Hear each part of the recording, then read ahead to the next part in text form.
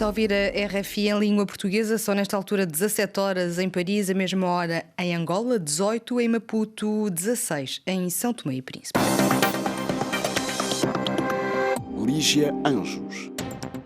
E a marcar a atualidade desta terça-feira, 22 de fevereiro, a Ucrânia, a União Europeia está a discutir sanções à Rússia em Bruxelas, depois de ter condenado a grave violação do direito internacional. Por agora, sabe-se que, de fontes europeias, que as sanções vão abranger 27 entidades e membros do Parlamento russo, bem como o congelamento de bens de bancos privados russos e restrições económicas às regiões separatistas.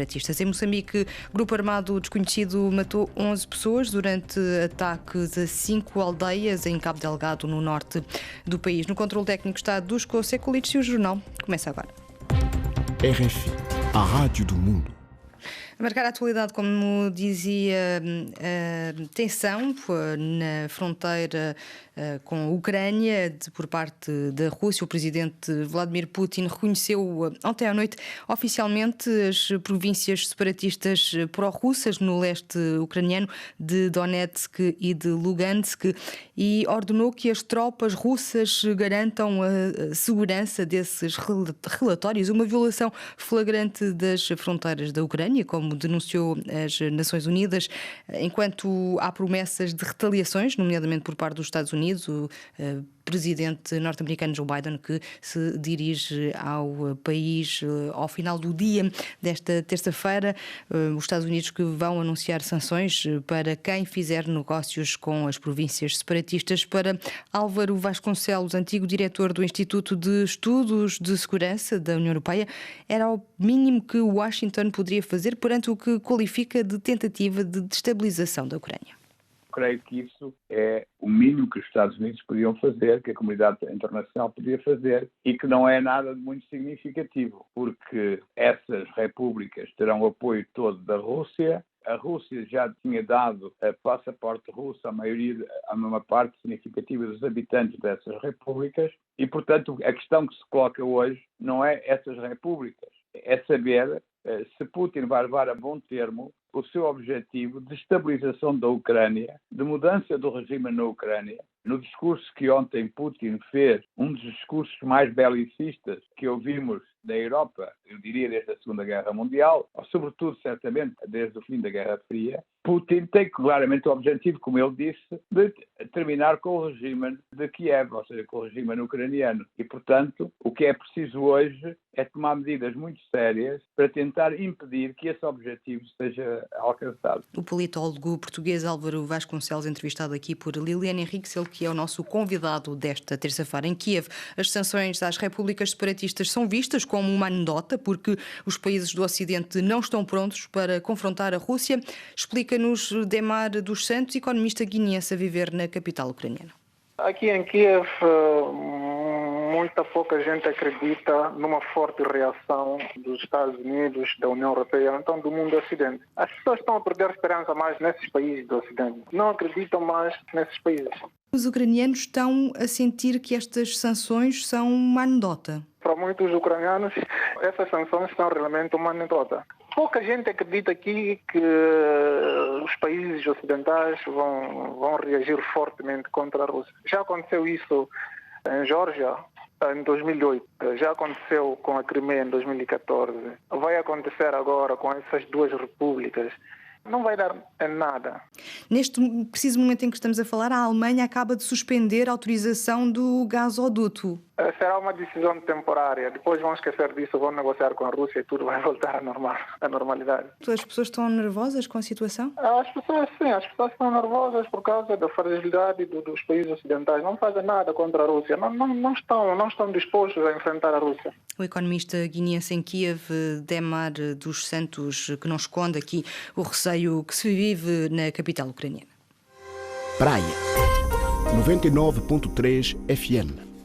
E marcar a atualidade em África, em Cabo Verde, no momento em que o país vive uma situação de calamidade devido à seca e ao mau ano agrícola, o chefe de Estado cabo-verdiano apela moderação nas reivindicações salariais e pede ao governo para poupar para poder responder e ajudar os mais necessitados. Odair Santos.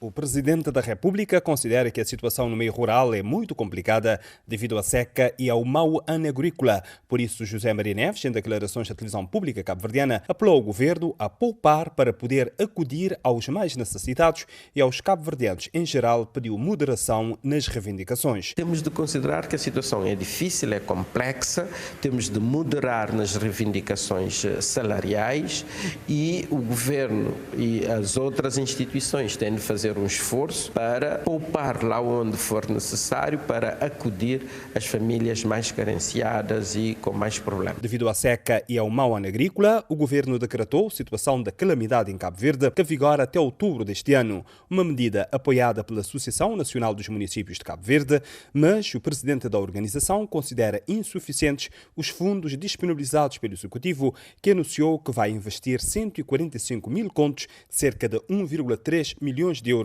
do Fundo Nacional de Emergência para o acesso a bens alimentares e a manutenção da capacidade produtiva da atividade pecuária. Herménio Fernandes disse que é preciso uma atenção redobrada ao mundo rural e o governo deve disponibilizar mais recursos para os municípios agrícolas. De Cabo Verde para a RFI, Odair Santos. E em Moçambique, pelo menos 7 rebeldes foram abatidos pelas forças governamentais e os aliados do Ruanda e da SADC no distrito de Palma, na província de Cabo Delgado, no extremo norte do país. Mais detalhes com Orfa Lisboa.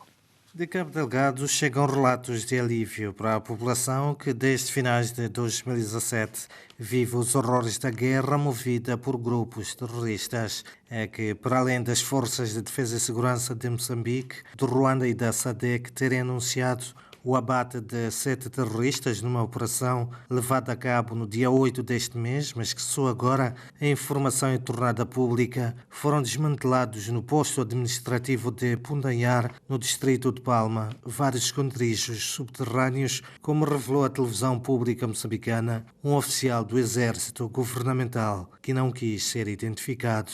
Até então conseguimos encontrar 16 bunkers, mas o trabalho ainda está a continuar para localizar mais bunkers. A área está limpa. O sucesso das tropas de Moçambique, do Ruanda e da Força Conjunta da SADC no Teatro Operacional Norte é reivindicado numa altura em que, de fontes não oficiais, sabe a RFI que desde sexta-feira os grupos terroristas levaram a cabo ataques armados contra 5 aldeias do distrito de Nangade e que resultaram na morte de pelo menos 11 civis. De Maputo para a RFI, Orfeu, Lisboa. Marrocos criou uma nova região militar a leste, junto à fronteira com a Argélia. Este novo dispositivo ocorre em plena crise entre os dois países vizinhos em torno do Saara Ocidental, mas também da aproximação entre Miguel Martins, Marrocos e Israel. Marrocos e Israel querem quadriplicar as trocas comerciais para se atingir a cifra de 500 milhões de dólares por ano. E isto segundo o anúncio de hoje da ministra israelita da Economia, Orna Barbivei, em visita ao reino marroquino desde este domingo. Uma deslocação que ocorre após a retoma das relações diplomáticas em dezembro de 2020, sob os auspícios dos Estados Unidos, e a visita em novembro de 2021 do ministro israelita da Defesa, que se traduziu num acordo de cooperação de segurança e militar. Serão assinados vários protocolos. A companhia aérea Royal Air Maroc começa a voar a partir de Casablanca rumo a Tel Aviv já a 13 de março, nomeadamente. Numa altura em que, em agosto passado, a Argélia rompeu relações diplomáticas com Marrocos, Argel acusando Rabat de ações hostis, facto que os marroquinos argumentaram ser completamente injustificado. Marrocos passa agora a contar, para além das zonas militares a sul e a norte, com uma região militar a leste, junto à fronteira com a Argélia. Em novembro de 2020, o cessar-fogo em vigor no Saara Ocidental foi quebrado com a mobilização de tropas marroquinas para o extremo sul da antiga colónia espanhola, visando desobstruir a única estrada rumo à Mauritânia. Marrocos e a Argélia têm desde então vivido nova crise nas suas relações bilaterais. E na Guiné-Bissau, o Ministério Público impôs a obrigação de permanência no país ao deputado e líder do PAICV, que avança a agência noticiosa Lusa.